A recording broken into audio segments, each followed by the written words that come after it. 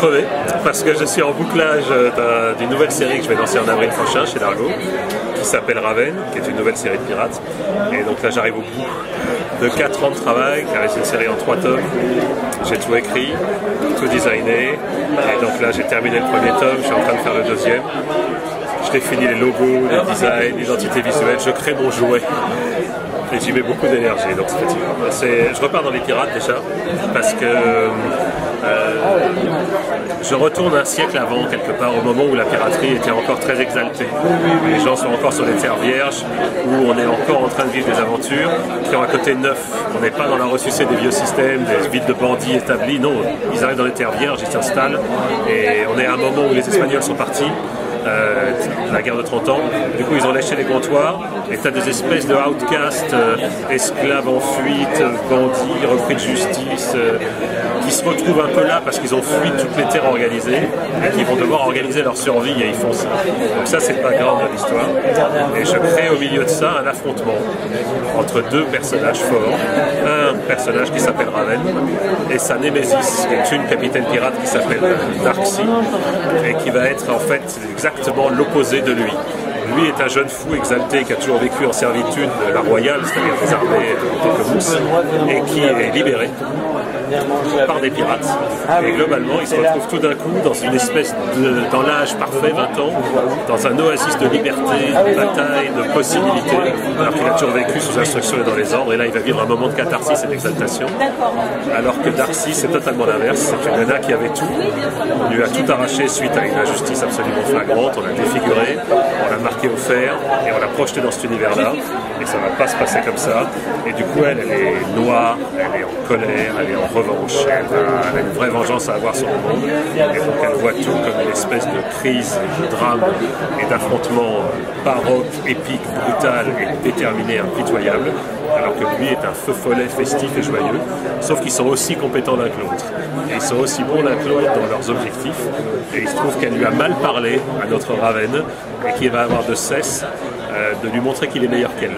Et donc il va être une espèce de feu follet qui va la faire chier du matin au soir pour lui montrer qu'il est meilleur.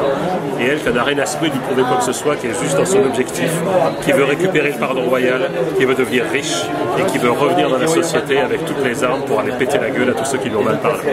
Et donc on a une espèce de chassé-croisé dans les Caraïbes de ces deux personnalités et lui ne la lâche pas. Et elle n'a aucun intérêt, le dédaigne totalement. Et cette espèce de chassé-croisé dans les Caraïbes. Et en même temps, elle est obligée de reconnaître qu'il est bon, qu'il est aussi bon qu'elle. Et donc ça va créer une espèce de relation amoureuse avortée, non avouée, qui va la rendre hystérique et qui va les amener dans des affrontements assez brutaux. Je suis bien amusé. J'ai repris tout ce qui m'avait plu dans Long John, sauf que je suis à une période moins ténébreuse, moins dark, donc c'est beaucoup plus flamboyant. C'est beaucoup plus action, c'est beaucoup plus l'exaltation des tropiques et des Caraïbes, avec toujours des tempêtes, des choses très dures, des jungles, etc. Mais il n'y a pas cette ambiance ténébreuse et un petit peu dure qu'il y avait dans le jeu. C'est quelque chose de plus action, de plus joyeux, de plus force autour des personnalités qui vont se révéler dans les actions, dans les choix forts, dans le fait d'être constamment en train de se jouer à la vie à la mort quelque part. Et chaque jour, on les précipite possiblement dans le néant, mais ils s'en foutent, ils sont libres et ils s'éclatent. Et il y a ce petit côté-là, un peu la dernière danse avant le trépas où chaque jour doit mériter d'être vécu. C'est très agréable de revenir dans c'est un univers que je connais bien maintenant. Et donc je raconte, j'ai plus besoin d'inventer ou de designer, je suis juste dans raconter les personnages, raconter cet univers. C'est un mode de maturité, je dirais, quelque part. Je suis bien chez moi. Je suis à ce moment de ma vie, en fait, où j'ai mes armes en main. Je sais faire de la BD, je dessine, je fais de la peinture. J'ai envie de raconter avec tout ça, en fait. J'ai plus envie de redéfinir des choses, j'ai appris à jouer de la guitare, maintenant je veux jouer des chouettes morceaux. J'en suis à peu près à ça. Et donc j'ai envie de jouer des chouettes morceaux. Et c'est ce que j'ai fait avec ça. Je me suis fait le parc de jeu. Je me suis fait vraiment l'arène dans laquelle je peux mettre en scène ce que j'ai envie de dire. Alors, Némésis. Le deuxième, ce sera les contrées infernales. Et le troisième, Fureur.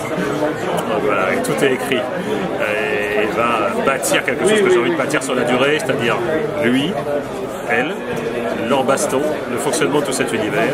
Le premier cycle de 3 albums raconte sa vie à lui, raconte cette aventure à lui, la rencontre avec elle et la première grande baston avec elle. Et puis la chasse au trésor, le machin, parce que ça raconte totalement autre chose. Tout ça évidemment fait autour d'une découverte d'île perdue avec des cannibales qui gardent un volcan dans lequel est caché. Voilà, ils ne sont pas là pour rien, il va se passer un certain nombre de choses. Mais après, je vais raconter son histoire à elle, spécifiquement. Parce que c'est un personnage qui s'appelle Darcy, et elle a du jus. Et il y a des choses à raconter sur elle aussi. Donc je vais faire 3 albums sur elle, a priori 3 albums sur lui, 2 albums sur elle. Et après, je pense que je vais faire des one-shots, des successions de one-shots. J'ai vu Joker. Je vais peu au cinéma. Je vais pas au cinéma. J'ai des gamins. Ouais. Mais je suis allé voir Joker. Et je dois dire qu'après avoir vu beaucoup de films de super-héros quand même, voilà, c'est le seul qui m'est vraiment... J'ai bien aimé Infinity Wars, qui avait vraiment une dimension épique et tragique et qui jouait le jeu. J'ai pas aimé celui d'après, donc j'ai oublié No Endgame, je crois. Là, je trouvais qu'il perdait complètement la note, perso. Mais sur Infinity, il y avait vraiment un enjeu. Ils ont fait le truc. Mais sur Joker, j'ai vu un film. J'ai vraiment eu l'impression, alors décrypter des tas de choses là-dedans, mais au-delà de ça, entre la réalisation, le jeu du comédien, le choix musical et la définition globale du projet et de sa réalisation, j'ai vu un réel, j'ai vu un film qui a été pensé comme quelque chose de global. Et quelque part, je me fous du message, chacun en fait ce qu'il veut. Mais n'empêche, il y avait un réalisateur derrière la caméra qui a tenu un projet. Et moi, j'ai eu l'impression d'être reprojeté dans ces films des années 70, un petit budget, dans lequel tu avais clairement une idée forte qu'un gars voulait porter. Et dans ce film-là, j'ai senti ça. Et ça fait longtemps au cinéma que je n'avais pas senti ça, et particulièrement pas sur un film de divertissement. Moi j'ai grandi avec ça, j'ai grandi avec des films comme Raging Bull, avec ce genre de choses, il y a des films qui étaient des films, oui, à la hauteur, tout ce qu'on fait, etc., ou La Nuit du Dragon, des choses comme ça, qui étaient à la fois, ou Rocky, qui étaient à la fois des films de divertissement, mais sur lesquels la patte de l'auteur était très prégnante. J'ai beaucoup aimé ça, j'ai grandi avec ça. Et depuis quelques années, j'ai vu des films qui étaient absolument tournés autour d'un concept, au meilleur des cas, d'une licence, la plupart du temps, et où on ne peut absolument plus savoir qui a réalisé quoi, ça n'a aucune espèce d'importance, parce que ça va être fait, honorablement. Ça m'a fait du bien de ressentir tout d'un coup la patte d'une personne derrière, qui tout d'un coup filme pas comme tout le monde, montre les choses d'une manière différente, s'attache à des trucs qui n'étaient pas nécessaires, mais que lui considérait comme importants. Ça m'a fait du bien. Et le spectacle audiovisuel, parce que la musique est étonnante, et j'en ai pris plein la gueule, et j'ai des moments, j'ai vu des scènes, je me dis merde, c'est quand même quelque chose le cinéma, et ça fait longtemps que j'avais pas ressenti un film.